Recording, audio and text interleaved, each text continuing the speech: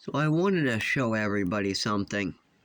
So when I first moved in, this hole went all the way across. Water, when it rains, comes right into our apartment. We've asked the landlord to fix it over and over for 8 years straight. Water comes in, mold comes in. This is soft as a sponge in there. The wood has become black, soft, and actually gets us sick as well. We close both sides. It blows in underneath the bottom and it cracks. Nothing we can do about it but keep calling the landlord. And I sprayed it with this insulation foam to prevent the water from leaking in, but it still rots and breathes in. Now we have a choice. We can close these windows, breathe in the mold, and get incredibly weak, incredibly sick, barely be able to stand up, cough, have problems breathing, and have heart palpitations. Or we can try to keep it a little warm in here, air out the house, and pay bills like that. And that's a smaller one. This to next month, if we don't close up all the windows and get ourselves sick, then we're going to end up paying $800. So if we keep a little bit of air coming in so we don't get sick, then we're going to pay $800 in electric.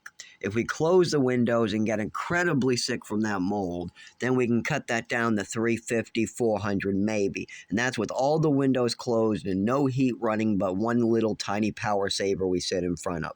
And that's because even with the windows closed, our heat, what's right down there, goes straight out.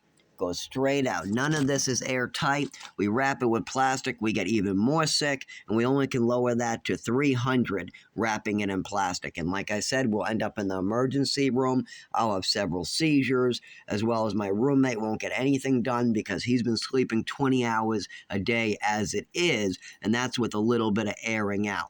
If I close the windows on him, nothing is going to get done around here. And even if we close them, like I said, the heat goes out. So we either can pay a ridiculous amount and not end up in the hospital, or we can close them, end up getting really sick. And I remember that I work for a living. That I shouldn't be. I have so many health issues, but the way society is, the way my family is, the way my childhood was, I don't really have a choice. As well as the way that everything has gone in my life.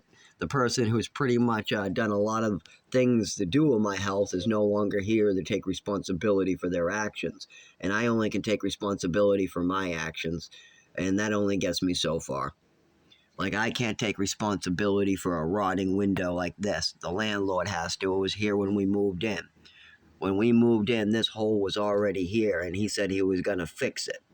Now, 8 years later, sicknesses later, he still hasn't fixed it. And even if he did fix this window, the mold is now in the building. I have pictures of outside. I'm not sure if I can get them.